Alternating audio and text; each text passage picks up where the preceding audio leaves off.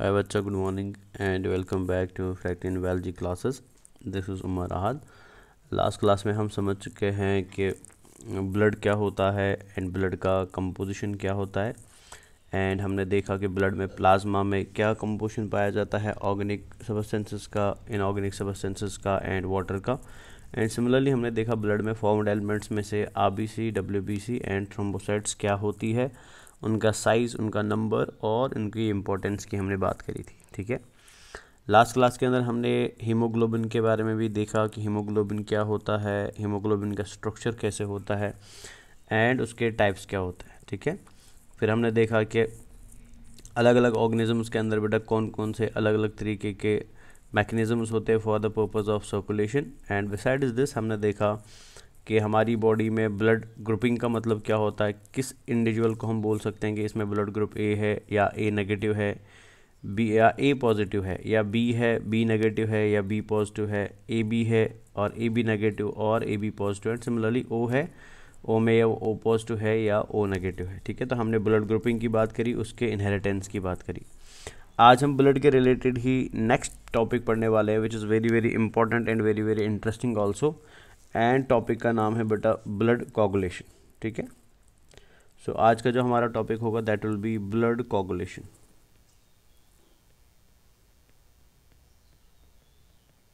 Blood coagulation. अब blood coagulation का मतलब क्या होता है? कभी कभी क्या हो सकता है बच्चा कि आपकी बॉडी पे कोई कट लग जाएगा, ठीक है, या कोई एक्सीडेंट हुआ। So because of that accident, because of that cut, हो क्या सकता है बच्चा कि आपकी बॉडी में आपकी ब्लड वेसल क्या हो सकती है, डैमेज हो सकती है। ठीक है ना, जैसे ही ब्लड वेसल का वॉल डैमेज हो जाएगा, जैसे ही ब्लड वेसल का मेम्ब्रेन डैमेज हो जाएगा, तो ऑटोमेटिकली क्या होगा बच्चा कि जो उस ब्लड वेसल के अंदर ब्लड फ्लो कर रहा था वो ब्लड वेसल से क्या आने लगेगा, वो ब्लड वेसल से बाहर आने लगेगा। सो मतलब आपकी बॉडी से क्या होने लगा, ब्लड लॉस होने लगा बेटा। जब आपकी बॉडी से ब्लड लॉस होने लगेगा सो दैट मीन्स आपकी बॉडी के अंदर इमरजेंसी कंडीशन डेवलप हुई। Emergency condition in way that अगर आपने इस ब्लड लॉस को नहीं रोका सो आफ्टर फ्यू मिनट्स और आफ्टर सम टाइम बेटा आपकी बॉडी के अंदर इतना ब्लड लॉस हो सकता है कि आपकी बॉडी के अंदर ऑक्सीजन सप्लाई जो हो रही है वो क्या पड़ जाएगी, वो कम पड़ जाएगी। सो जैसे ही ऑक्सीजन सप्लाई कम पड़ेगा तो आपकी बॉडी में क्या हो सकता है बेटा, decrease in the amount of oxygen हो सकता है, एस्फेक्सिया हो सकता है, डिक्रीज इन द कॉन्सेंट्रेशन और पार्शियल प्रेशर ऑफ ऑक्सीजन हो सकता है, जिसकी वजह से आपकी बॉडी एनर्जी प्रोड्यूस नहीं कर पाएगी। और जब एनर्जी बिना ऑक्सीजन के प्रोड्यूस नहीं कर पाएगी बॉडी, तो ऑटोमेटिकली आप किस में चले जाएंगे, शॉक में चले जाएंगे, कोमा में चले जाएंगे, या कभी कभी आपकी डेथ भी हो सकती है। सो मीन्स अगर हमारी बॉडी के अंदर कभी भी किसी भी ब्लड वेसल का डैमेज होता है, वो ब्लड वेसल के डैमेज से बेटा जैसे ही ब्लड लॉस शुरू होगा, उस ब्लड लॉस को रोकने के लिए हमारी बॉडी में क्या होना चाहिए, एक डिफेंस मैकेनिज्म होना चाहिए, एक प्रोटेक्टिव मैकेनिज्म होना चाहिए जो हमारी बॉडी से उस ब्लड लॉस को होने नहीं देगा, या जो हमारी बॉडी से बेटा ब्लड लॉस को क्या कर देगा, रोक देगा, कम कर देगा या डिक्रीज कर देगा। सो हमारी बॉडी के अंदर एक ऐसा मैकेनिज्म पाया जाता है जहाँ पे क्या हो जाता है बेटा, जहाँ पे हमारी बॉडी में ब्लड जो है वो एग्जिबिट करता है बेटा, वो शो करता है क्लॉटिंग रेस्पॉन्स, वो शो करता है बेटा प्रोटेक्टिव रेस्पॉन्स, वो शो करता है एक डिफेंसिव रेस्पॉन्स। जिस प्रोटेक्टिव, जिस डिफेंसिव या जिस कोगुलेशन के रेस्पॉन्स में क्या हो रहा है, हमारी बॉडी ऑटोमेटिकली ब्लड के अंदर से जो ब्लड लॉस हो रहा है बेटा, या ब्लड वेसल के अंदर से जो ब्लड लॉस हो रहा है उसको रोकने की कोशिश करती है बेटा। सो दिस प्रोसेस जिसकी वजह से, या दिस मैकेनिज्म बेटा जिसकी वजह से हमारी बॉडी मोर ब्लड लॉस को प्रिवेंट करती है, एक्सेसिव ब्लड लॉस को प्रिवेंट करती है बेटा from body, by showing the mechanism of coagulation या by showing the mechanism of blood clotting बेटा। This mechanism is called as blood coagulation, या इसको हम ब्लड क्लॉटिंग बोलते हैं। So in short blood clotting क्या है, तो ब्लड क्लॉटिंग एक तरीका है बेटा अपनी बॉडी से ब्लड लॉस को क्या करने का, रोकने का। तो हम कैसे रोकेंगे उसको बेटा, हम एक स्पेशल मैकेनिज्म से गुजरेंगे, हम एक स्पेशल पाथवे से गुजरेंगे, जिस पाथवे में एट द एंड क्या होगा, इस ब्लड वेसल के ऊपर बेटा हम एक स्पेशल स्ट्रक्चर डेवलप करेंगे, जो स्पेशल स्ट्रक्चर बेटा इस ओपनिंग को क्या कर देगा, ब्लॉक कर देगा। So this special structure is called as blood clot. इसको हम क्या बोलते हैं, ब्लड क्लॉट बोलते हैं। जैसे ब्लड क्लॉट बनेगा वो ब्लड वेसल को ऊपर से कवर कर देगा, और जैसे ब्लड वेसल ऊपर से कवर होगी तो ब्लड लॉस ऑटोमेटिकली क्या हो जाएगा, रुक जाएगा। So this process of formation of blood clot बेटा इसको हम क्या बोलते हैं, इसको हम ब्लड कोगुलेशन बोलते हैं, ठीक है। सो मतलब अगर मेरे को यहाँ पे डिफाइन करना पड़े what blood coagulation actually means, तो हम सिंप्लीफाई में बता सकते हैं बेटा ये क्या है, बेटा ये मैकेनिज्म है,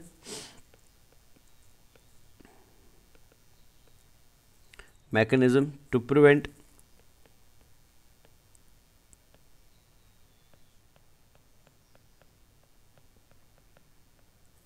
excessive loss of blood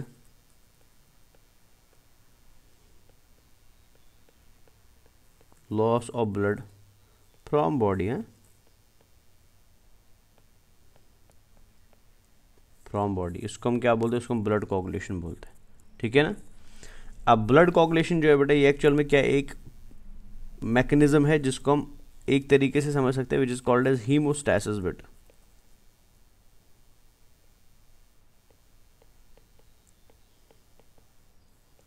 blood coagulation को हम क्या बोलते हैं, इसको हम हीमोस्टैसिस भी बोलते हैं। अब उसको क्यों हीमोस्टैसिस बोलते हैं इसको आप यहां समझिए। हीमोस्टैसिस मतलब ये एक बैलेंस्ड मैकेनिज्म है बेटा, ठीक है ना। अब क्यों इसको हीमोस्टैसिस बोलते हैं, फॉर एग्जाम्पल मान लीजिए किसी पर्सन के अंदर बेटा कट लग गया and because of that cut बेटा उसकी बॉडी में क्या हो रहा है, टू मच क्लॉटिंग हो रहा है, मतलब ज़्यादा क्लॉटिंग हो रहा है बेटा। और किसी पर्सन के अंदर बेटा कट लग गया और उसमें टू लिटिल क्लॉटिंग हो रही है, मतलब कम क्लॉटिंग हो रही है, ठीक है। दोनों कंडीशंस ले लेते हैं, किसी पर्सन में ज़्यादा क्लॉटिंग हो रहा है, किसी पर्सन में कम क्लॉटिंग हो रहा है। अब जिस पर्सन में क्लॉटिंग ज़्यादा होगा बच्चा, ठीक है ना, ऑटोमेटिकली बेटा ब्लड वेसल क्या हो सकती है, ब्लॉक हो सकती है, ब्लॉक ब्लड वेसल्स, बिकॉज इसके अंदर क्या हो रहा है, इसके अंदर मोर क्लॉटिंग हो रहा है, इतना क्लॉटिंग होना नहीं चाहिए था। तो जब इसमें ज़्यादा क्लॉटिंग होगा तो ऑटोमेटिकली बेटा इसको खाली ब्लड वेसल को बंद करना था, लेकिन इसने ब्लड वेसल को क्या कर दिया, पूरा ब्लॉक ही कर दिया, समझ रहे हैं ना। सो मतलब टू मोर क्लॉटिंग और टू एक्सेसिव क्लॉटिंग बेटा हमारे लिए अच्छी बात नहीं है, बिकॉज हम सिंपल में क्या करना चाहते थे, हम जस्ट अपनी ब्लड वेसल को बेटा थोड़ा रोकना चाहते थे, ब्लड लॉस को थोड़ा बंद करना चाहते थे, लेकिन हमारी बॉडी ने क्या किया बेटा, इस चीज़ को ज़्यादा ही सीरियस ले लिया। So because of more seriousness बेटा उसने क्या दिखाई, ज़्यादा क्लॉटिंग दिखाई, और जब वो ज़्यादा क्लॉटिंग दिखाएगा तो मतलब ज़्यादा बड़ा ब्लड क्लॉट बनेगा, और जैसे ही ज़्यादा बड़ा ब्लड क्लॉट बनेगा तो वो ब्लड वेसल को खाली बंद नहीं करेगा बट उसको ब्लॉक कर देगा। एंड जैसे ब्लड वेसल ब्लॉक होगी बेटा तो ये ब्लड क्लॉट जो अंदर से बन गया ना, इस ब्लड क्लॉट को हम क्या बोलते हैं, इसको हम थ्रोम्बस बोलते हैं बेटा। और थ्रोम्बस हमारे लिए क्या कर सकता है, प्रॉब्लम क्रिएट कर सकता है। सो मतलब हमारी बॉडी के अंदर ब्लड क्लॉटिंग ज़्यादा भी नहीं होनी चाहिए, एक्सेसिव ब्लड क्लॉटिंग भी नहीं होनी चाहिए, बिकॉज एक्सेसिव ब्लड क्लॉटिंग की वजह से कुछ स्पेशल ब्लड क्लॉट्स बनते हैं, जिन ब्लड क्लॉट्स को हम थ्रोम्बस बोलते हैं। तो ये बड़े ब्लड क्लॉट्स होते हैं बेटा, तो जब ये थ्रोम्बस बन जाते हैं ये ब्लड वेसल्स को क्या कर सकते हैं, इंटरनली ब्लॉक कर सकते हैं, और जब ये ब्लड वेसल को इंटरनली ब्लॉक करेगा उसकी वजह से ब्लड फ्लो पे फ़र्क पड़ेगा, और ब्लड फ्लो पे फ़र्क पड़ेगा तो ऑटोमेटिकली वो हमारे लिए अच्छी बात नहीं है। अब मान लीजिए किसी पर्सन के अंदर क्या हो रही है, मतलब बहुत कम ब्लड क्लॉटिंग हो रही है, टू लेस क्लॉटिंग हो रही है, तो ऑटोमेटिकली ऐसे पर्सन के अंदर क्या होगी, इसके अंदर एक्सेसिव ब्लीडिंग होगी बेटा, मतलब इसका खून रुकेगा ही नहीं, इसका खून बहता ही रहेगा बेटा, बिकॉज इसमें प्रॉपर ब्लड क्लॉटिंग नहीं हो रही है, एवरेज ब्लड क्लॉटिंग नहीं हो रही है, तो एवरेज नहीं होगा तो ऑटोमेटिकली ब्लड बहता रहेगा बेटा। तो दोनों साइड में आप देख सकते हैं, अगर आपको ज़्यादा क्लॉटिंग हो रही है दैट इज़ ऑल्सो प्रॉब्लमेटिक, अगर आपको कम क्लॉटिंग हो रही है दैट इज़ ऑल्सो प्रॉब्लमेटिक बेटा। तो फिर हमें करना क्या चाहिए, फिर हमें बेटा ब्लड क्लॉटिंग को ऐसे मेंटेन करके रखना है, ऐसे बैलेंस करके रखना है, ना वो ज़्यादा होनी चाहिए ना वो कम होनी चाहिए। सो दिस मैकेनिज्म बेटा, जहाँ पे हम क्या करते हैं, जहाँ पे हम ब्लड क्लॉटिंग को बैलेंस करते हैं, जहाँ पे ब्लड क्लॉटिंग को बेटा एक कांस्टेंट इक्विलिब्रियम लेवल पे मेंटेन करते हैं, ना तो उसको ज़्यादा होने देते हैं ना तो उसको कम होने देते हैं, this mechanism is called as haemostasis. तो आप ब्लड क्लॉटिंग को बेटा हीमोस्टैसिस भी बोल सकते हैं, बिकॉज हीमोस्टैसिस एक ऐसा मैकेनिज्म है which maintains the average level of blood clotting, ना तो आपकी बॉडी में ज़्यादा ब्लड क्लॉटिंग होने देगा ना तो आपकी बॉडी में कम ब्लड क्लॉटिंग होने देगा, ठीक है।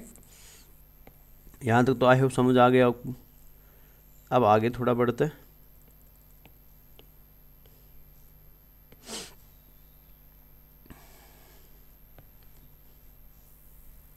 अब हमारी बॉडी के अंदर बेटा ब्लड क्लॉटिंग को रोकने के लिए या ब्लड लॉस को रोकने के लिए 3 मैकेनिज्म होते हैं, ठीक है।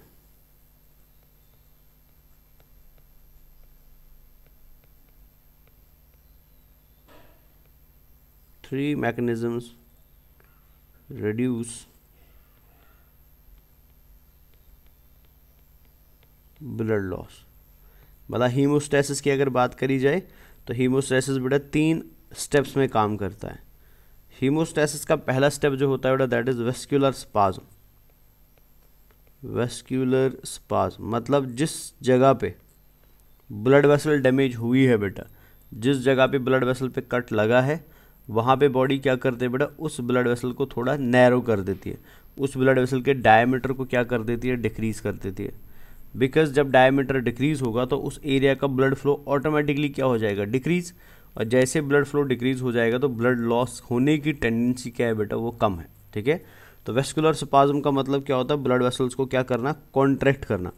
और कॉन्ट्रैक्शन से क्या फ़ायदा है, बिकॉज जब कॉन्ट्रैक्ट करेंगे तो ब्लड फ्लो कम हो जाएगा, और जब उस कटे हुए एरिया में ब्लड ही कम जाएगा तो ऑटोमेटिकली बेटा ब्लड लॉस होने की चांसेस भी क्या है, कम है।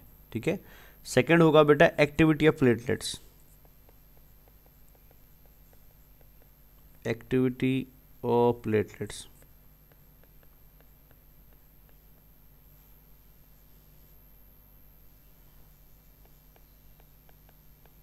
इसको हम प्लेटलेट प्लग फॉर्मेशन भी बोलते हैं। मतलब क्या हुआ कि पहले आपने क्या करा दिया, फॉर एग्जाम्पल ऐसे समझ लीजिए, मान लो फॉर ये हमारी ब्लड वेसल है बेटा, ऐसे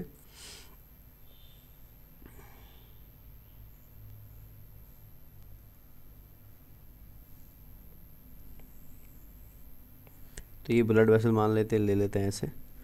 अब इस ब्लड वेसल में क्या हो रहा है बेटा, यहाँ पे कट लगा हुआ है। ठीक है, तो इधर कट लग गया है और इस कट वाले एरिया से ब्लड क्या आ रहा है, इधर से ब्लड बाहर आ रहा है।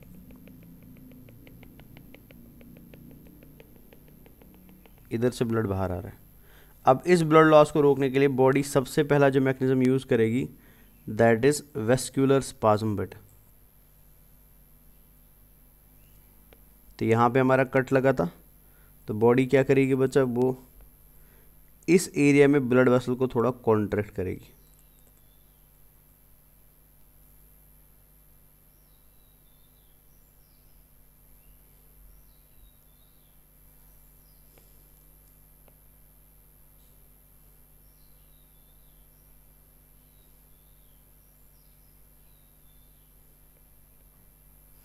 तो ये यहाँ पे ब्लड वेसल कॉन्ट्रैक्ट हो गया बेटा।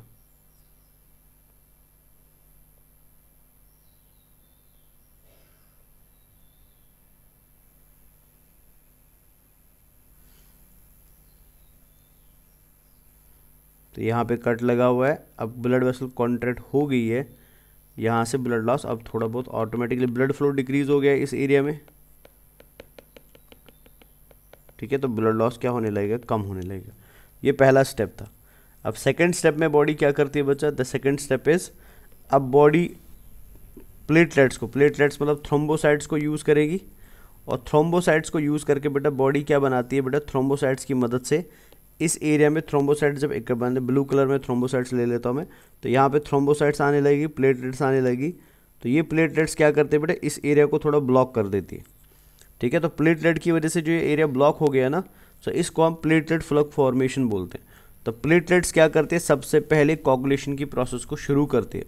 तो कोगुलेशन का एक्टिवेशन कौन करती है बेटा, प्लेटलेट्स करते हैं। कैसे, जो कटे हुए एरिया पे आ जाएंगी ना, तो जिस कटे हुए एरिया से ब्लड लॉस हो रहा है उस एरिया को क्या करती है बेटा, कवर करती है। तो जैसे वो कवर करती है तो वो पहले उस जगह को बेटा ब्लड लॉस जो इधर से हो रहा था उसको थोड़ा कम करने की कोशिश करती है। सो ये कम करने की कोशिश करने के लिए वो अपने आप को एग्रीगेट करते। पहले ये सारी प्लेटलेट्स अलग अलग थी, लेकिन अब ये सारी एक जगह पे जमा हो गई बेटा। तो इन प्लेटलेट्स के जमा होने को हम क्या बोलते हैं, इसको हम प्लेटलेट प्लग फॉर्मेशन बोलते हैं। समझ गए ना। एंड प्लेटलेट प्लग फॉर्मेशन हो गया, अब उसके बाद लास्ट स्टेप शुरू होगा बेटा। The last step is called as blood clotting. The last step is called as blood clotting or coagulation। ठीक है, और activity of blood clotting factors।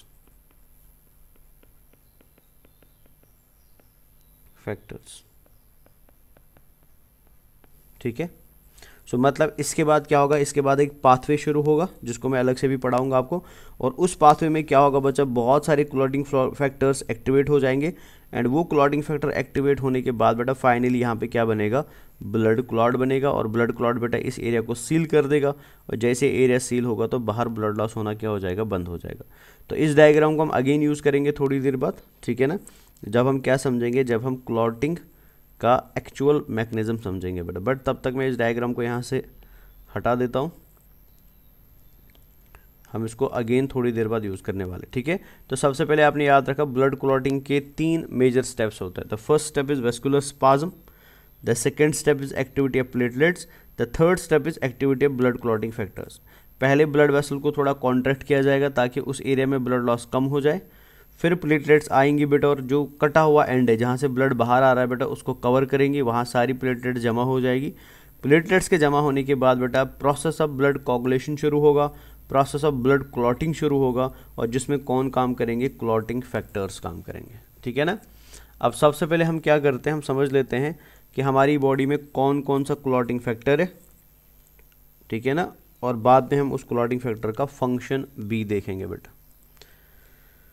तो सबसे पहले हम ले लेते हैं, यहाँ पे मैं लिख लेता हूँ फैक्टर, क्लॉटिंग फैक्टर नंबर, कि कौन सा क्लॉटिंग फैक्टर है। यहाँ पे हम लिखेंगे बेटा नेम ऑफ फैक्टर, कहाँ क्या नाम है उसका बेटा, नेम ऑफ फैक्टर, ठीक है। और यहाँ पे हम लिखते हैं बनता कहाँ से बेटा, सोर्स।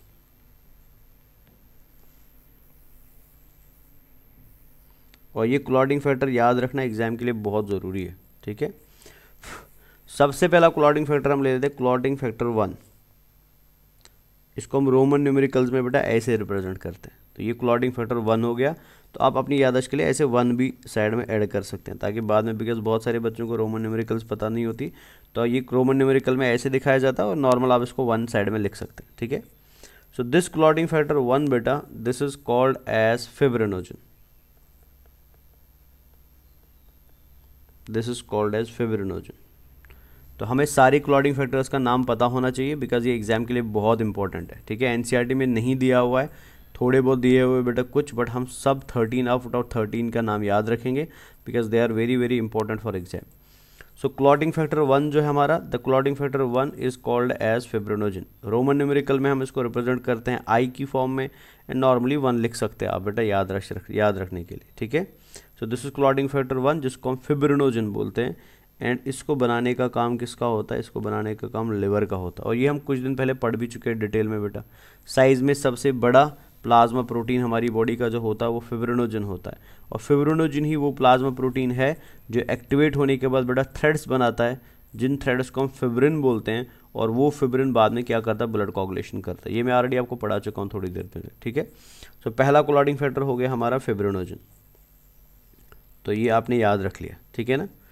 सेकेंड क्लॉटिंग फैक्टर पे आते हैं, the second clotting factor of our body, तो इसको हम रिप्रेजेंट करते हैं रोमन न्यूमेरिकल में ऐसे, इस तरीके से, या आप इसको 2 भी लिख सकते हो बेटा अपनी याददाश्त के लिए, ठीक है। This is called as prothrombin बेटा,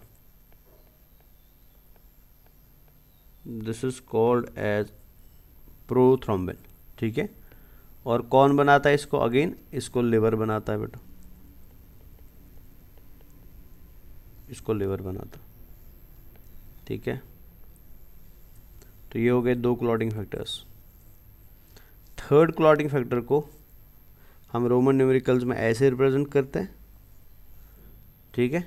आप अपनी याददाश्त के लिए ऐसे 3 लिख सकते हैं बेटा। So this is called as tissue factor बेटा, this is called as tissue factor, और you can also call it tissue thromboplastin. You can also call it tissue thromboplastin बेटा, टिश्यू फैक्टर और टिश्यू थ्रोम्बोप्लास्ट, ठीक है। और ये वाला जो फैक्टर है बेटा, इसके सोर्स देखे तो ये सोर्स जो होता है बेटा, ये प्लेटलेट से बनता है, ठीक है। लिपोप्रोटीन होता है,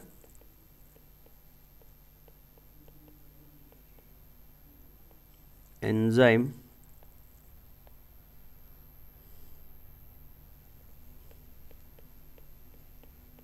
released from platelets, मतलब ये एक एंजाइम है बेटा, जिस एंजाइम को कौन रिलीज़ करती है, जिसको प्लेटलेट्स रिलीज़ करती है, ठीक है। सो ये आपका क्लॉटिंग फैक्टर 3 हो गया। तो ये 3 तो एटलीस्ट आपको याद रहने चाहिए, बिकॉज ये एनसीईआरटी में थोड़ा मेंशन इनके बारे में दिया गया है। तो फर्स्ट भी याद होना चाहिए, सेकंड भी याद होना चाहिए, थर्ड भी याद होना चाहिए। First is fibrinogen, second is prothrombin and third is tissue factor, या जिसको हम टिश्यू थ्रोम्बोप्लास्टिन भी बोलते हैं, ठीक है ना बच्चा। नेक्स्ट पे आते हैं। तो हमारा क्लॉटिंग फैक्टर 4 जो है बेटा, 4 को हम रिप्रेजेंट करते हैं रोमन न्यूमेरिकल्स में ऐसे। ये 4 हो गया, याददाश्त के लिए आप ऐसे 4 लिख सकते हैं, ठीक है। So this is called as calcium ion बेटा। तो कैल्शियम आयन क्या होता है बेटा, हमारी बॉडी का क्लॉटिंग फैक्टर भी होता है, और ये एग्जाम में पूछा जाता है। और ये कहाँ से आता है बेटा, या तो ये प्लेटलेट से आएगा, या तो ये बून से आएगा, या तो ये डाइट से आएगा। तो इसका सोर्स क्या है बेटा, प्लेटलेट से, बून है एंड डाइट है। तो एग्जाम में एक कॉमन क्वेश्चन है, कैल्शियम कौन सा क्लॉटिंग फैक्टर होता है, तो ये क्लॉटिंग फैक्टर 4 होता है, इंपॉर्टेंट एग्जाम के लिए, ठीक है। अब क्लॉटिंग फैक्टर 4 के बाद हम आते हैं क्लॉटिंग फैक्टर 5 पे। तो 5 को हम ऐसे रिप्रेजेंट करते हैं बेटा, ये 5 का रिप्रेजेंटेशन हो गया, या आप इसको ऐसे याददाश्त के लिए याद रख सकते हैं, this is 5। And clotting factor 5 जो है, this is again important for exam, इसको हम लेबाइल फैक्टर बोलते हैं। Clotting factor 5 is called as labile factor. इसको हम बेटा एक्सेलरेटर ग्लोबिन भी बोलते हैं।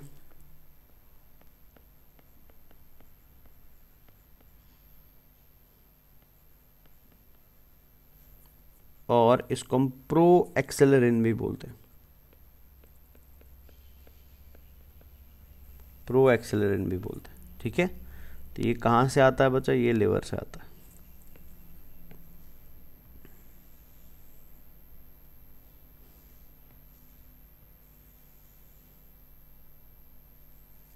ये क्लॉटिंग फैक्टर 5 हो गया। क्लॉटिंग फैक्टर 6 की बात करें तो you can represent 6 like this और दिस। क्लॉटिंग फैक्टर 6 को हम एक्सेलरिन बोलते हैं, एक्सेलरिन बोलते हैं बेटा। और ये एक हाइपोथेटिकल फैक्टर है,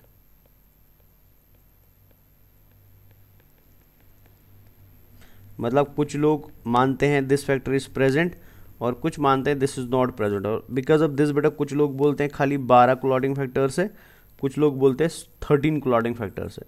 जो बोलते हैं 12 क्लॉटिंग फैक्टर्स है बेटा, उनके लिए this factor is not present. मतलब फॉर अगर मैं मान रहा हूँ कि क्लॉटिंग फैक्टर खाली 12 होते हैं, सो दैट मीन्स बेटा कि मैं एक्सेलरिन को एज अ फैक्टर नहीं मानता हूँ। लेकिन अगर मैं बोल रहा हूँ 13 फैक्टर्स है तो फिर मैं मानता हूँ एक्सेलरिन भी एक फैक्टर है। सो इसमें थोड़ा कन्फ्यूजन है बेटा, कुछ लोग मानते हैं एक्सेलरिन है, कुछ लोग मानते हैं एक्सेलरिन नहीं है। बट हम याद रखेंगे बेटा एक्सेलरिन है, हमारा कुछ उसमें जाएगा नहीं बच्चा, ठीक है ना। सो एक्सेलरिन जो होता है बेटा इट इज हाइपोथेटिकल फैक्टर, और ये क्लॉटिंग फैक्टर 6 होता है। क्लॉटिंग फैक्टर 7 को आप ऐसे रिप्रेजेंट कर सकते हैं, और you can represent it also like this, ठीक है। और इसको हम क्या बोलते हैं, इसको हम स्टेबल फैक्टर बोलते हैं।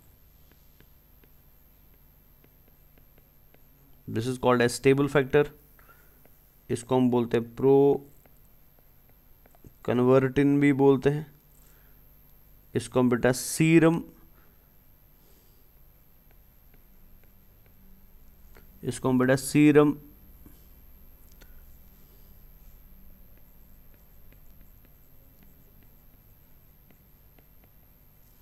प्रोथ्रोम्बिन कन्वर्जन फैक्टर भी बोलते हैं।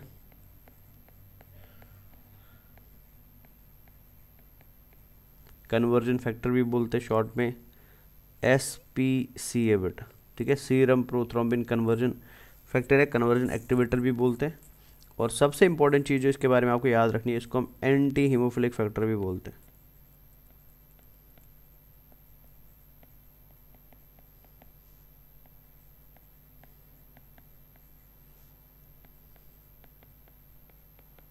इसको हम एंटी हीमोफिलिक फैक्टर बोलते हैं बेटा, ठीक है।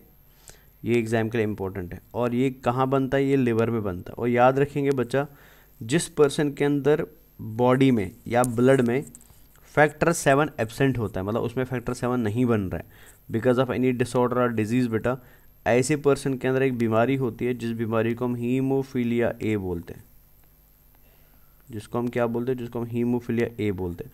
और हीमोफीलिया जिस पर्सन का होगा ना, उसमें ब्लड क्लॉट नहीं हो पाता। अगर उसको कट वट लग गया तो उसका ब्लड बहता ही रहेगा बेटा, ब्लड बहने से नहीं रुकेगा, ब्लड कंटिन्यूसली बेटा लॉस होता रहेगा। दिस बीमारी इज कॉल्ड एज हीमोफीलिया। और हीमोफीलिया के अलग अलग टाइप्स होते हैं, जैसे हीमोफीलिया ए है, हीमोफीलिया बी है, हीमोफीलिया सी है। तो हीमोफीलिया ए किसकी वजह से होता है? ये होता है एब्सेंस ऑफ क्लॉटिंग फैक्टर 7 की वजह से, जिसको हम स्टेबल फैक्टर बोलते हैं, प्रो कन्वर्टिन बोलते हैं, SPCA बोलते हैं, या शॉर्ट में एंटी हीमोफिलिक फैक्टर भी बोलते हैं। तो जिसमें ये नहीं होगा ऑटोमेटिकली बेटा उसका ब्लड लॉस नहीं रुक पाता है बेटा, उसका ब्लड निकलता ही रहता है, लॉस होता ही रहता है बच्चा। चले नेक्स्ट हमारा जो है बेटा हमने ये 7 था, सॉरी 7 के बारे में, ये 7 को हम बेटा एंटी हीमोफिलिक नहीं बोलते, इसको यहाँ तक ही मैंने इसको थोड़ा कंफ्यूज कर दिया। सो 7 के बारे में आप इतना याद रखेंगे कि 7 का नाम क्या है बेटा, ठीक है, हीमोफिलिया से इसका कोई रिलेशन नहीं है, थोड़ा यहाँ पे कन्फ्यूजन हो गया। नेक्स्ट है बेटा हमारा क्लॉटिंग फैक्टर 8, ठीक है, 7 के बाद हमारा क्लॉटिंग फैक्टर 8 आएगा। तो 8 को आप ऐसे रिप्रेजेंट करते हैं रोमन न्यूमेरिकल्स में, ये शॉर्ट में 8 लिख सकते हैं। तो 8 को हम नाम देते हैं, जो मैं अभी बता रहा था इसमें कन्फ्यूजन हो गया, this is called as anti haemophilic factor.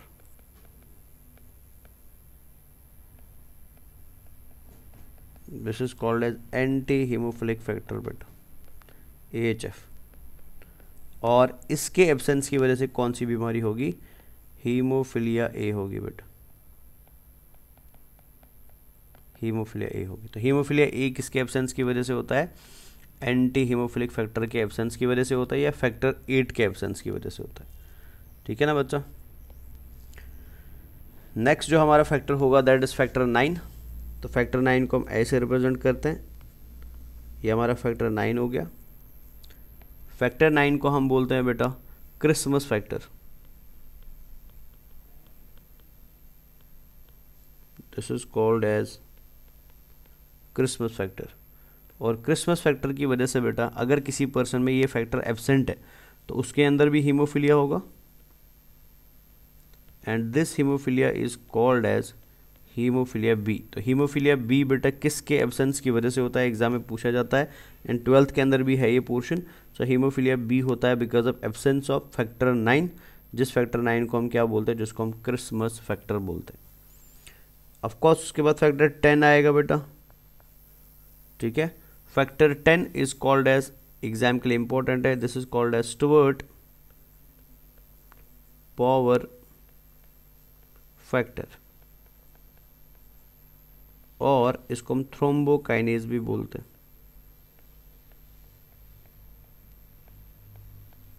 Thrombokinase बोलते हैं बेटा, ठीक है ना। और ये कहाँ बनता है? ये लिवर में बनता है। तो लगभग मैक्सिमम सारे फैक्टर बेटा लिवर में ही प्रोड्यूस होते हैं, तो ये लिवर में बनता है। 10 के बाद आएगा नेक्स्ट फैक्टर बेटा which is called age factor 11। Factor 11 को आप ऐसे रिप्रेजेंट करते हैं, ठीक है, और इसका नाम है plasma thromboplastin antecedent, plasma thromboplastin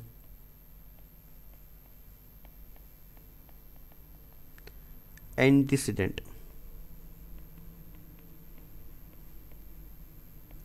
antecedent बेटा, ठीक है, शॉर्ट में इसको PTA बोलते हैं।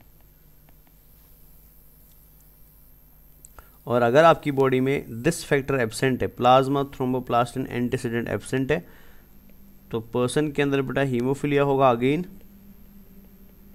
This is called as haemophilia C। तो ये प्लीज़ याद रख लेना, A, B एंड C किसकी वजह से होता है? तो A होता है फैक्टर 8 के एब्सेंस की वजह से which is called as anti haemophilic factor. B होता है बेटा फैक्टर 9 के एब्सेंस की वजह से which is called as Christmas factor. And C होता है बेटा फैक्टर 11 के एब्सेंट की वजह से which is called as PTA, और प्लाज्मा थ्रोम्बोप्लास्टिन एंटीसीडेंट इसको बोलते हैं, ठीक है। तो ये हमारे बेटा 11 फैक्टर्स हो गए। नेक्स्ट फैक्टर जो आएगा विच इज़ कॉल्ड एज फैक्टर 12 बेटा। तो फैक्टर 12 को आप ऐसे रिप्रेजेंट करते हैं, so this is factor 12, and factor 12 is called as Hageman's factor. This is called as Hageman factor, glass factor, और कॉन्टैक्ट फैक्टर बेटा, और कॉन्टैक्ट फैक्टर, ठीक है ना। और ये कहाँ बनता है बेटा? ये लिवर के अंदर बनता है, समझ आया। तो ये हमारे 12 फैक्टर्स हो गए। अब हमारा लास्ट फैक्टर आता है यहाँ पे विच इज़ कॉल्ड एज फैक्टर 13। तो फैक्टर 13 को हम ऐसे रिप्रेजेंट करते हैं, तो this is factor 13। This is called as fibrin stabilising factor.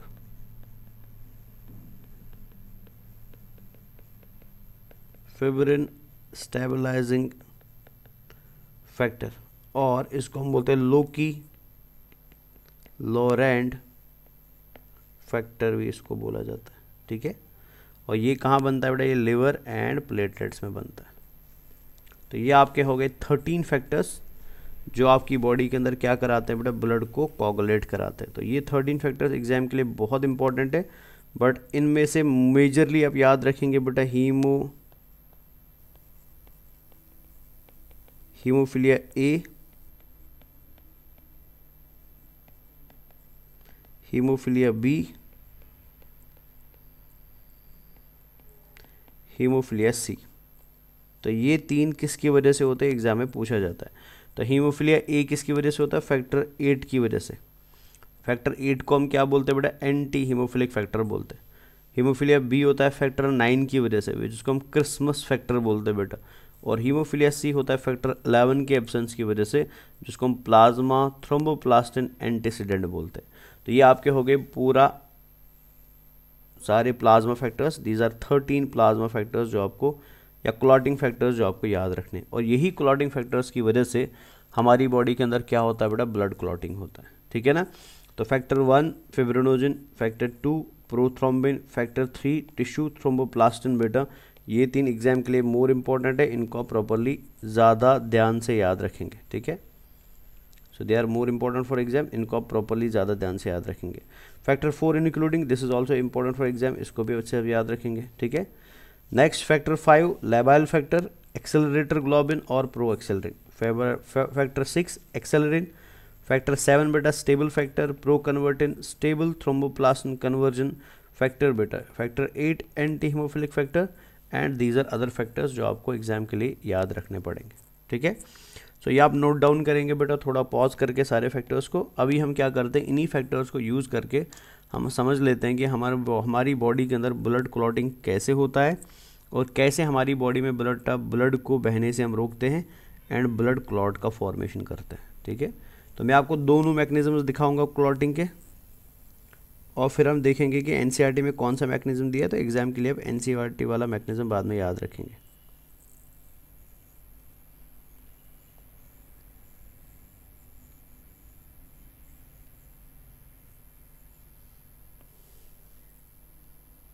ये देखिए, ये डायग्राम हमने थोड़ी देर पहले यूज़ किया था। तो मान लीजिए फॉर एग्जाम्पल क्या हुआ कि इस डायग्राम में बेटा एक पर्सन को कट लगा। पर्सन को कट लगने के बाद बेटा उसकी बॉडी ने क्या किया, उसकी बॉडी ने पहला मैकेनिज्म शुरू किया ब्लड लॉस को रोकने का। So that was vascular spasm, that was vascular spasm,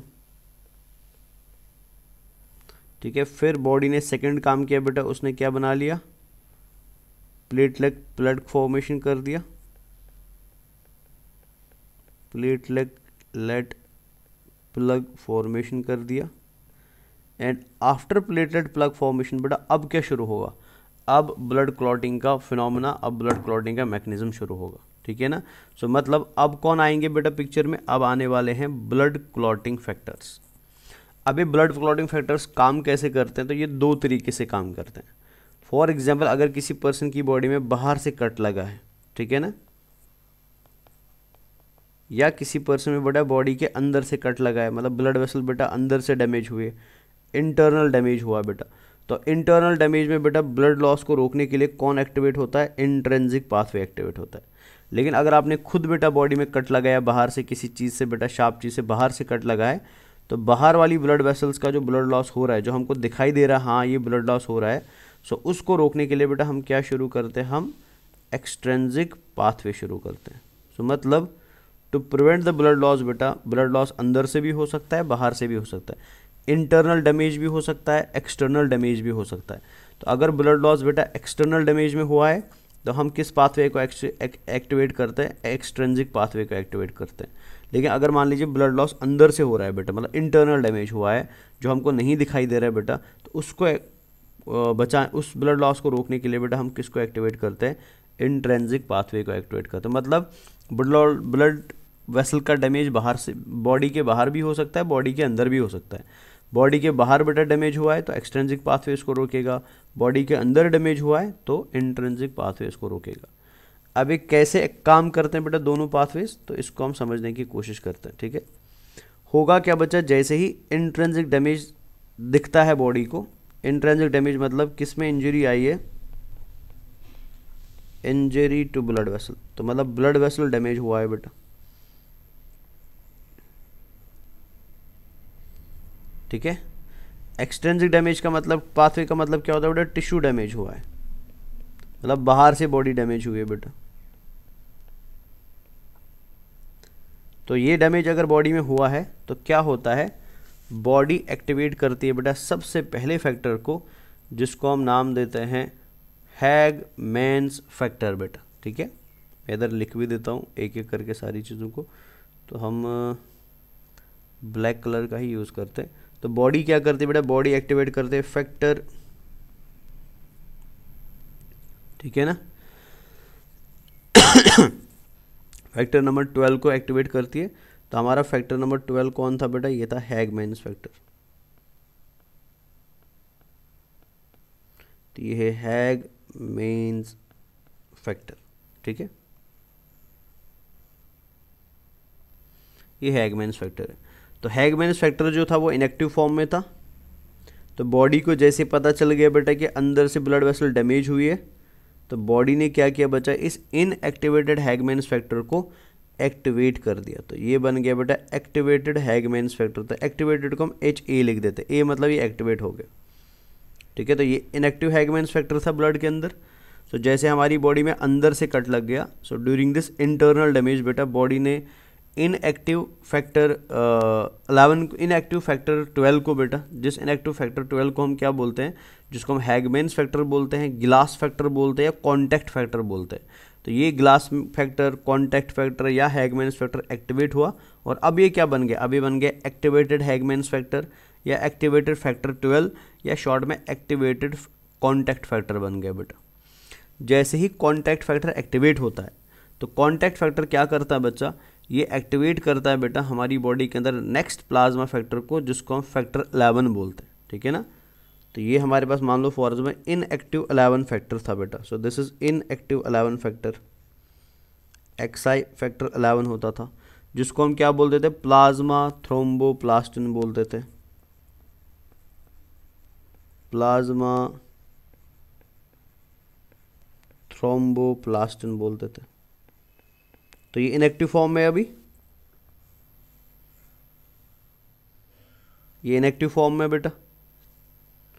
अब बॉडी ने क्या किया, इसने देखा कि 11 फैक्टर जो है वो इनएक्टिव फॉर्म में है, इसको एक्टिवेट करना पड़ेगा। तो एक्टिवेट करने के लिए बेटा बॉडी ने किसको यूज़ किया,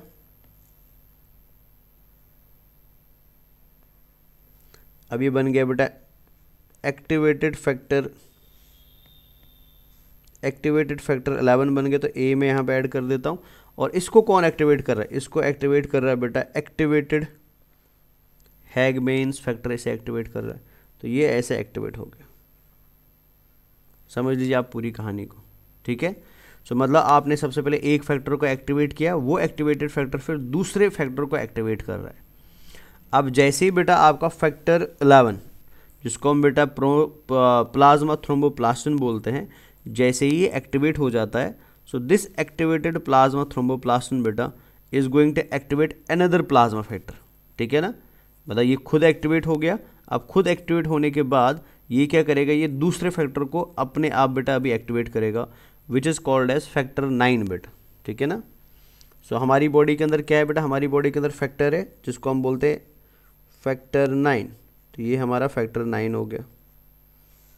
ठीक है ना, फैक्टर 9 को हम क्या बोलते थे, क्रिसमस फैक्टर बोलते थे,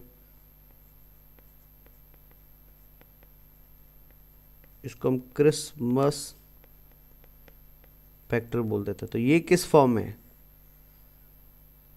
ये इनएक्टिव फॉर्म में बेटा। ठीक है, अब इसको हमें एक्टिवेट कराना है।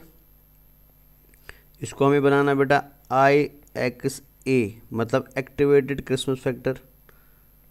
ठीक है, तो इसको एक्टिवेट करने के लिए हम किसे यूज़ करते हैं, हम यूज़ करते हैं बेटा प्लाज्मा थ्रोम्बोप्लास्टिन को, या फैक्टर नंबर 11 को हम यूज़ करते हैं। पूरा आप इसको समझिए।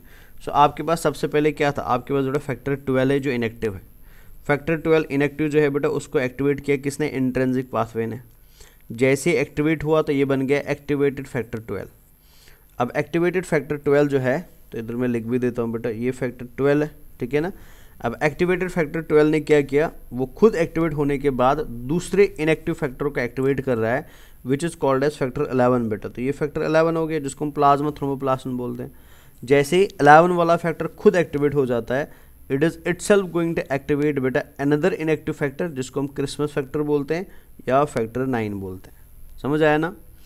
अब फैक्टर 9 जैसे ही एक्टिवेट होगा बेटा, जिसको हम क्रिसमस फैक्टर बोलते हैं, वो आगे बढ़ेगा, एक्टिवेट हो जाएगा, एंड आफ्टर एक्टिवेशन बेटा वो क्या करता है बेटा, वो फैक्टर 10 को एक्टिवेट करता है। ठीक है ना। तो फॉर एग्जाम्पल यहाँ पे ऐसे लिख देता हूँ, तो ये हमारा फैक्टर 10 है, जिसको हम बोलते हैं बेटा Stuart power factor.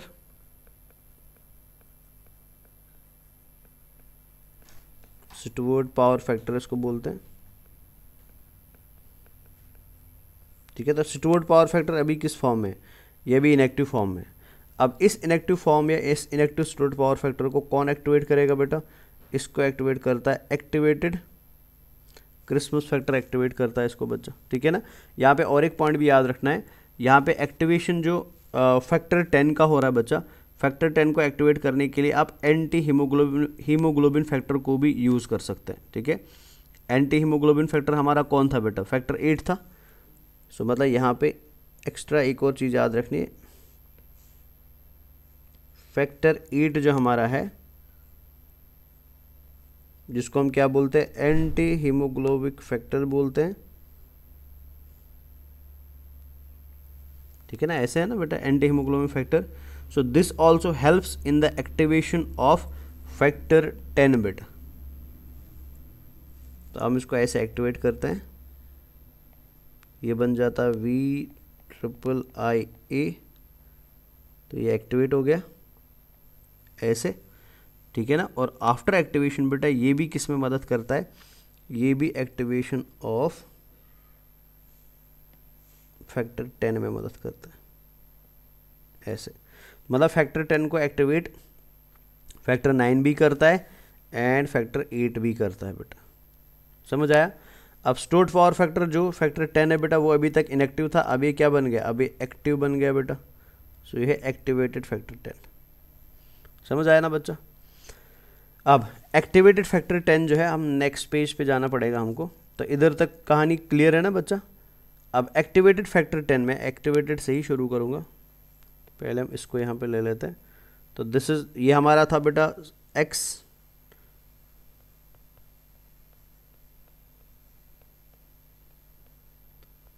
Power factor था जो इनएक्टिव था बेटा। तो अभी हम इसको क्या कर चुके हैं, अभी हम इसको एक्टिवेट कर चुके हैं, तो अभी ये बन गया एक्टिवेटेड फैक्टर 10। ठीक है ना। तो मैंने इस वाले को यहाँ पे वापस ले आया। ठीक है। अब जैसे आपका फैक्टर 10 एक्टिवेट हो जाएगा, ठीक है ना, फैक्टर 10 एक्टिवेट हुआ बेटा, वो एक्टिवेटेड कंडीशन में आ गया। अब इस फैक्टर 10 के बेटा आफ्टर एक्टिवेशन ये फैक्टर 10 क्या करता है, ये खुद एक्टिवेट हो गया। अब ये लेबाइल फैक्टर को क्या कर देता है बेटा, लेबाइल फैक्टर मतलब फैक्टर 5। ठीक है ना। तो लेबाइल फैक्टर हमारा कौन था, ये फैक्टर 5 हमारा लेबाइल फैक्टर था, लेबाइल फैक्टर था बेटा।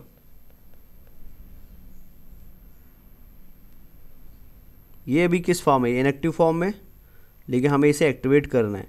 तो इसको एक्टिवेट करेंगे हम किसकी मदद से बेटा, फैक्टर 10 की मदद से।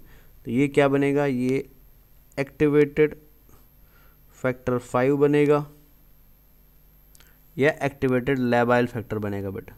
समझ आया ना। तो लेबाइल फैक्टर मतलब फैक्टर 5 जो इनएक्टिव फॉर्म में था, उसको एक्टिवेट किसने किया बेटा, फैक्टर 10 ने एक्टिवेट किया, जो एक्टिवेट खुद हो गया था बेटा। जैसे वो एक्टिवेट हुआ तो उसने नीचे आकर बेटा किसको एक्टिवेट कर दिया, लेबाइल फैक्टर को एक्टिवेट कर दिया, जो अभी तक इनएक्टिव फॉर्म में था। समझ गए ना। यहाँ तो कोई परेशानी नहीं है बेटा। और यहाँ पे और एक चीज़ भी याद रखना which is very very important, that labile factor is activated by factor 10। Labile factor को एक्टिवेट कौन करता है? फैक्टर 10 करता है। बट बिसाइड्स फैक्टर 10 बेटा, ठीक है, इंपॉर्टेंट पॉइंट बता रहा हूँ मैं, बिसाइड्स फैक्टर 10 इसको प्रोथ्रोम्बिन भी एक्टिवेट करता है। यहाँ पे मैं लिख देता हूँ, बिसाइड्स फैक्टर 10 बेटा इसको क्या कर सकता है? प्रोथ्रोम्बिन भी एक्टिवेट, मतलब एक्टिवेटेड प्रोथ्रोम्बिन भी लेबाइल फैक्टर की एक्टिवेशन के लिए क्या होता है बेटा? ज़रूरी होता है। So labile factor is activated by factor 10 as well as by factor 2, जिस फैक्टर 2 को हम क्या बोलते थे? प्रोथ्रोम्बिन बोलते थे बेटा, ठीक है ना। आगे बढ़ते हैं। अब हमारा लेबाइल फैक्टर एक्टिवेट हो गया। लेबाइल फैक्टर आगे क्या करता है? ये फैक्टर 2 जो है बेटा, अगर कोई फैक्टर 2 इनएक्टिव फॉर्म में है, फैक्टर 2 इनएक्टिव फॉर्म में, फैक्टर 2 को हम क्या बोलते थे? प्रोथ्रोम्बिन बोलते थे।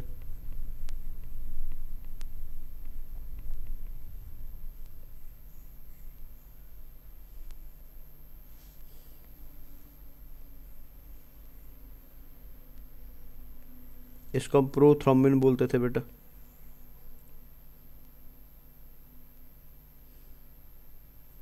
प्रोथ्रोम्बिन बोलते थे। तो ये अभी इनएक्टिव फॉर्म है, बिकॉज प्रोथ्रोम्बिन इनएक्टिव फॉर्म होता है। तो इसको एक्टिवेट करने के लिए हम क्या करते हैं? हम फैक्टर एक्टिवेटेड फैक्टर 5 को यूज़ करते हैं बेटा। सो मतलब ये हुआ कि जो हमारा एक्टिवेटेड फैक्टर 5 है, जिसको हम लेबाइल फैक्टर बोलते हैं, it is important for activation of factor 2। और फैक्टर 2 जब एक्टिवेट हो जाएगा ना, वो इन टर्न बेटा किसे एक्टिवेट करेगा? इनएक्टिव 5 को एक्टिवेट करेगा। मतलब ये भी इनएक्टिव है, इसको एक्टिवेट करने के लिए इसका एक्टिवेटेड फॉर्म चाहिए। अब एक बार एक्टिवेट हो गया, फिर इसको भी क्या कर सकता है? एक्टिवेट कर सकता है बेटा। तो इनएक्टिव प्रोथ्रोम्बिन को हम एक्टिवेट करते हैं बेटा by the help of factor 5, जिसको हम लेबाइल फैक्टर बोलते हैं। और ये कन्वर्ट किस में हो जाता है बेटा? ये एक्टिव फॉर्म में कन्वर्ट हो जाता है, जिस एक्टिव फॉर्म को हम क्या बोलते हैं? थ्रोम्बिन बोलते हैं। ये बन गया थ्रोम्बिन, ये थ्रोम्बिन का फॉर्मेशन हुआ। एंड थ्रोम्बिन बनाने के लिए बेटा बिसाइड्स लेबाइल फैक्टर हम फैक्टर 4 को भी यूज़ कर सकते हैं, ठीक है। तो यहाँ पे आप क्या यूज़ कर सकते हैं? फैक्टर 4 को भी यूज़ कर सकते हैं। और फैक्टर 4 कौन था बेटा? वो कैल्शियम था, ये भी याद रख लेना। तो फैक्टर 4 हम किसको बोलते थे? IVM किसको बोलते थे बेटा? कैल्शियम को बोलते थे। तो कैल्शियम भी किसकी एक्टिवेशन के लिए ज़रूरी है? प्रोथ्रोम्बिन की एक्टिवेशन के लिए ज़रूरी है। अब प्रोथ्रोम्बिन का फॉर्मेशन हो चुका है बेटा, थ्रोम्बिन का फॉर्मेशन हो चुका है, हमने प्रोथ्रोम्बिन को कन्वर्ट कर दिया किसमें? थ्रोम्बिन में। अब एक्टिवेटेड थ्रोम्बिन क्या करेगा बेटा? वो फैक्टर फर्स्ट को, हमारा फर्स्ट फैक्टर कौन था? फिब्रिनोजिन था बेटा। फर्स्ट फैक्टर हमारा कौन था बेटा? फिब्रिनोजिन था। ये फिब्रिनोजिन आया, तो प्रोथ्रोम्बिन जब थ्रोम्बिन बनेगा, ये एक्टिवेट हो जाएगा, तो ये एक्ट करता है बेटा फिब्रिनोजिन के ऊपर। और फिब्रिनोजिन को क्या कर देगा? एक्टिवेट कर देगा। तो मतलब IE activated fibrinogen which is called as fibrin. ये बन गया फिब्रिन, ठीक है ना बच्चा। और फिब्रिन जैसे बनेगा बेटा, अब ये फिब्रिन थ्रेड को हमें स्टेबलाइज करना है ना, बिकॉज अगर फिब्रिन थ्रेड बनने के बाद अनस्टेबल रही तो ये तो ब्रेक हो जाएगी, इसका कोई फ़ायदा नहीं हमारे लिए बेटा आफ्टर ब्रेक डाउन। तो इसको स्टेबल रखने के लिए हम क्या करते हैं? हम यहाँ पे एक और फैक्टर को यूज़ करते हैं बेटा, विच इज़ फैक्टर 13। तो हम क्या करेंगे बेटा? फैक्टर 13 जो है हमारा, जो इनएक्टिव फॉर्म में, उसको हम कन्वर्ट करेंगे बेटा एक्टिव फॉर्म में। सो वो बनेगा बेटा एक्टिवेटेड 13। और एक्टिवेटेड 13 किसको स्टेबल करके रखता है? फिब्रिन को स्टेबल करके रखता है। So that is why this factor is called as fibrin stabilising factor बेटा। एंड फाइनली जब फिब्रिन स्टेबल हो जाएगा, तो फिब्रिन क्या करेगा बेटा? ये आपस में जुड़ना शुरू करेगा, ये क्रॉस लिंक करना शुरू करेगा। और क्रॉस लिंक शुरू करेगा तो क्या बनाएगा? क्लॉट बनाएगा बेटा। और जैसे क्लॉट बनेगा, तो जिस जगह पे ब्लड लॉस हो रहा था, उस जगह को ये क्या कर देगा? कवर कर देगा। समझ आया? सो मतलब ये जो पिक्चर हम यहाँ पे देख रहे थे, अगर मैं इसी पिक्चर को एंड पे ले आऊँ अभी, सो ये पिक्चर को अगर आप एंड पे देखेंगे बेटा, फाइनली इस पिक्चर को एंड पे क्या होगा? तो ये हमारा इधर बेटा फाइनली प्लेटलेट आ गया था। अब इस प्लेटलेट के ऊपर क्या आएंगी बेटा? फिब्रिन थ्रेड्स आएंगी, और ये इस पूरे एरिया को क्या कर देंगी? बंद कर देंगे। This is called as blood clot बेटा, इसको हम ब्लड क्लॉट बोलते हैं, ठीक है। This is called as blood clot. तो प्रोसेस को हम क्या बोलते हैं? इसको हम क्लॉटिंग बोलते हैं। सो ऐसे हमारी बॉडी में ब्लड क्लॉटिंग फिनिश हो जाती है। सो मैंने आपको ये मैकेनिज्म खाली किसका दिखाया? इंट्रिंसिक का दिखाया। तो एक्सट्रिंसिक में थोड़ा सा आपको एक चीज़ ऐड कर देता हूँ मैं यहाँ पर। एक्सट्रिंसिक में क्या होता है? जब एक्सट्रेंसिक डैमेज होता है ना, तो एक्सट्रेंसिक डैमेज में बेटा एक्टिवेशन किसका होता है, एक्टिवेशन होता है बेटा VII फैक्टर का, ठीक है ना, जिसको हम क्या बोलते हैं, प्रो कन्वर्टिन बोलते हैं। तो ये प्रो कन्वर्टिन है हमारा, इधर से मैं ले लेता हूँ इसको, ये प्रो कन्वर्टिन है बेटा, ठीक है ना, this is proconvertin, this is proconvertin, ये इनएक्टिव प्रो कन्वर्टिन है बेटा, ठीक है। तो आपने इनएक्टिव प्रो कन्वर्टिन को, हमारे लिए प्रो कन्वर्टिन कौन सा फैक्टर होता था बेटा, दिस वाज फैक्टर 7 बेटा, ठीक है। प्रो कन्वर्टिन कौन सा फैक्टर होता था, फैक्टर 7 होता था। इसको हम इसके अलावा स्टेबल फैक्टर भी बोलते थे बेटा, अगर आपको याद हो। तो ये इनएक्टिव था ना, तो आपने इसको क्या करा दिया, टिश्यू फैक्टर से एक्टिवेट करा दिया। जैसे एक्टिवेट होगा तो ये क्या बनेगा, ये एक्टिवेटेड प्रो कन्वर्टिन बनेगा, ये बन गया एक्टिवेटेड प्रो कन्वर्टिन बेटा। अब ये एक्टिवेटेड प्रो कन्वर्टिन बेटा कहाँ पे साइकिल में एंटर करता है, ये साइकिल में एंटर करता है बेटा क्रिसमस फैक्टर के पास। तो यहाँ पे ध्यान से देख लीजिए, तो हमने जब क्या किया था बेटा, हमने प्लाज्मा थ्रोम्बोप्लास्टिन को एक्टिवेट किया था, वो बन गया था activated pro thromboplastin. Activated pro thromboplastin बेटा फिर किसे एक्टिवेट करता था बेटा, वो नीचे आके एक्टिवेट करता था फैक्टर IX को एक्टिवेट करता था। फैक्टर IX जब एक्टिवेट होता था, मतलब क्रिसमस फैक्टर जब एक्टिवेट होता था, वो बनता था एक्टिवेटेड क्रिसमस फैक्टर। अब जैसे एक्टिवेटेड क्रिसमस फैक्टर बनता था, फिर हम उसको यूज़ करते थे किसको कन्वर्ट करने के लिए, फैक्टर X को कन्वर्ट करने के लिए। तो इसी पॉइंट पे कौन ऐड हो जाता है बेटा, प्रो कन्वर्टिन ऐड, मतलब एक्सट्रेंसिक पाथवे में ये वाला एरिया बेटा ऑलरेडी चलता आ रहा है, फिर हमारा प्रोसेस कहाँ से चलता है बेटा, इस पॉइंट से एडिशन चलता है। सो एक्सट्रेंसिक पाथवे में हमारा फैक्टर प्रो कन्वर्टिन साइकिल के अंदर एंटर करेगा एट दिस वेरी स्टेप। बाकी स्टेप्स जो बेटा वो कॉमन है, जो आपने देखे वो सारे सेम है। So this is the mechanism of blood clotting, हमारी बॉडी में ब्लड क्लॉटिंग कैसे होता है। बट NCERT में बेटा NCERT में गलती क्या हुआ, उन्होंने प्रॉपर तरीके से ब्लड क्लॉटिंग नहीं दिखाया है। उन्होंने बेटा सिंपल वाला ब्लड क्लॉटिंग दिखाया है। तो मैं एक बार वो सिंपल वाला ब्लड क्लॉटिंग आपको दिखाता हूँ कि NCERT ने क्या किया है। तो आपको सिंपल वाली ब्लड क्लॉटिंग याद रखनी है, बट अगर हो सके तो ये डिटेल्ड फॉर्म भी थोड़ा सा याद रख लेना, ताकि कॉन्सेप्ट आपका प्रॉपर तरीके से क्लियर हो। तो NCERT ने कैसे दिखाया, तो ये ध्यान से देखे। मान लीजिए फॉर एग्जाम्पल किसी टिश्यू में इंजरी हो गई, टिश्यू इंजर्ड हो गया, तो इंजर्ड टिश्यू क्या करता है बेटा, वो रिलीज करता है थ्रोम्बोप्लास्टिन को।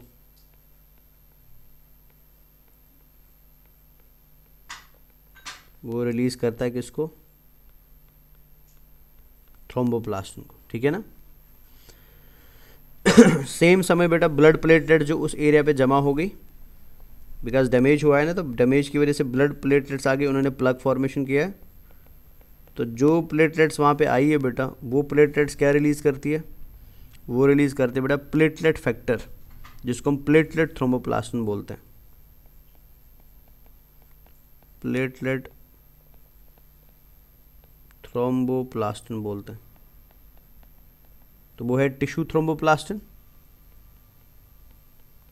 ठीक है ना, और ये है प्लेटलेट थ्रोम्बोप्लास्टिन। टिश्यू थ्रोम्बोप्लास्टिन आता है बेटा इंजर्ड टिश्यू से एक्सट्रेंसिक पाथवे में, एंड प्लेटलेट थ्रोम्बोप्लास्टिन आता है बेटा प्लेटलेट से इंट्रेंसिक पाथवे में। तो ये आ गया बेटा प्लेटलेट थ्रोम्बोप्लास्टिन। यहाँ तक तो कोई परेशानी है नहीं। अब होता क्या बच्चा, टिश्यू थ्रोम्बोप्लास्टिन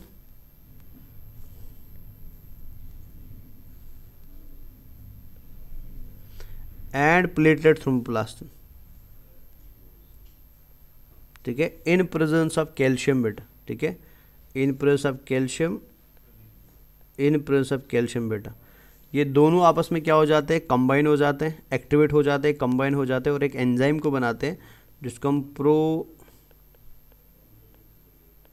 थ्रोम्बोकाइनेस बोलते हैं बेटा। This is called as pro thrombokinase. तो प्रो थ्रोम्बोकाइनेस किसने बनाया, tissue thromboplastin and platelet thromboplastin ने बनाया। जैसे प्रो थ्रोम्बोकाइनेस बनता है, तो ये प्रो थ्रोम्बोकाइनेस एक्टिवेटेड फॉर्म में क्या करता है बच्चा, ये प्रोथ्रोम्बिन को कन्वर्ट करता है थ्रोम्बिन में। प्रोथ्रोम्बिन जो है, प्रोथ्रोम्बिन इनएक्टिव होता है बेटा, ये उसको कन्वर्ट करेगा थ्रोम्बिन में,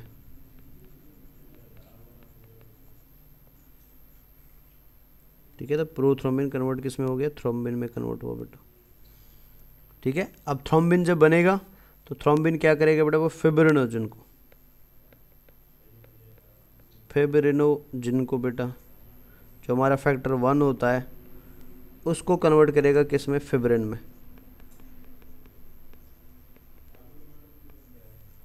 उसको कन्वर्ट करेगा फिब्रिन में बेटा।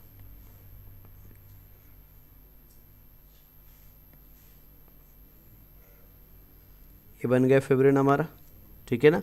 अब फिब्रिन क्या करेगा, ऑलरेडी आपको पता है बेटा, फिब्रिन फाइबर्स बनाएगा बेटा, फिब्रिन फाइबर्स बनाएगा, ठीक है ना। और फिब्रिन फाइबर्स जो है बेटा वो किसका फॉर्मेशन कराती है, वो ब्लड क्लॉट का फॉर्मेशन कराती है।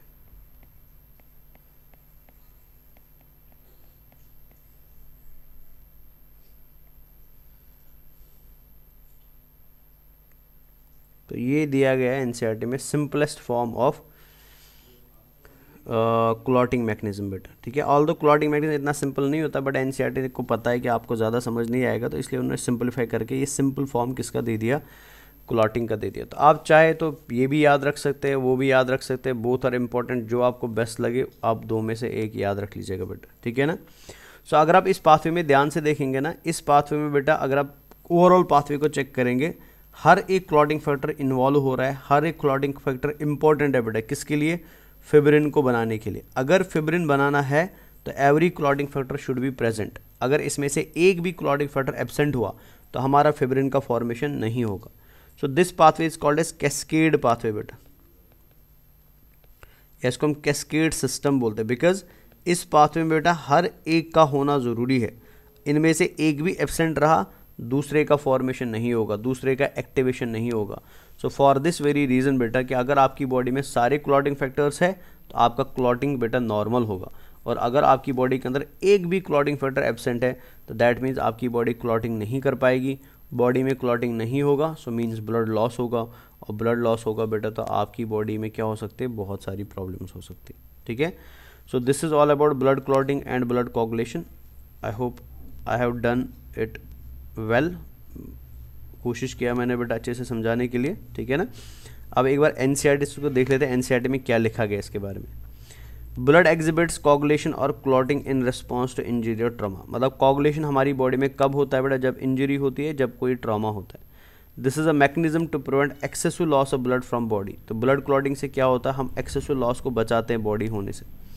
You would have observed a dark reddish brown scum formed at the size of cut और injury over a period of time. कभी कभी हमको कट लगता है बेटा, कट लगने के बाद कुछ दिन बाद बेटा वहाँ पे एक ब्लैक कलर का वो डॉट जैसा बन जाता है जहाँ पे कट लगा हुआ होता है, उसको हम क्लॉट बोलते हैं और कोगुलम बोलते हैं। और इसको कौन बनाती है बेटा, इसको कुछ थ्रेड्स बनाते हैं जिनको हम फिब्रिन थ्रेड्स बोलते हैं। और फिब्रिन कैसे बना था, ये बना था कन्वर्जन ऑफ फिब्रिनोजन से। इनएक्टिव फिब्रिनोजन था, हमने इसको कन्वर्ट कराया बेटा किसमें, फिब्रिन में, by the help of enzyme जिसको हम थ्रोम्बिन बोलते हैं। थ्रोम्बिन कैसे बना था बेटा, थ्रोम्बिन को बनाने के लिए हमने थ्रोम्बोकाइनेस को बनाया था। थ्रोम्बोकाइनेस ने बेटा प्रोथ्रोम्बिन को कन्वर्ट कर दिया थ्रोम्बिन में, ठीक है ना। और इस पूरे मैकेनिज्म में बेटा और कौन इन्वॉल्व होते हैं, कैल्शियम आयन्स भी इन्वॉल्व होते हैं। तो आपको कैल्शियम याद रहे, कैल्शियम कौन सा फैक्टर है, प्रोथ्रोम्बिन कौन सा फैक्टर है, फिब्रिनोजन कौन सा फैक्टर है, ये कॉमनली एग्जाम में पूछे जाते हैं। और ये पूरा क्या है बेटा, this is a cascade process. Cascade का मतलब क्या हुआ कि हर एक यूनिट का होना ज़रूरी है for the formation of final product. जो फाइनल प्रोडक्ट क्या होता है बेटा, फिब्रिन होता है, ठीक है। So this is end of blood clotting. सो यहाँ पे हमारा ब्लड क्लॉटिंग फिनिश हो जाता है। तो नेक्स्ट क्लास के अंदर इंशाल्लाह हम क्या पढ़ेंगे, हम हार्ट के बारे में पढ़ेंगे, हार्ट क्या है और हार्ट का स्ट्रक्चर क्या है बेटा, ठीक है। तो आप इसको प्लीज़ रिवाइज करिएगा because it is important for exam. तो इंशाल्लाह हम नेक्स्ट क्लास में बाकी पोर्शंस को देखेंगे। चलिए till then take care of yourself and खुदा हाफिज़।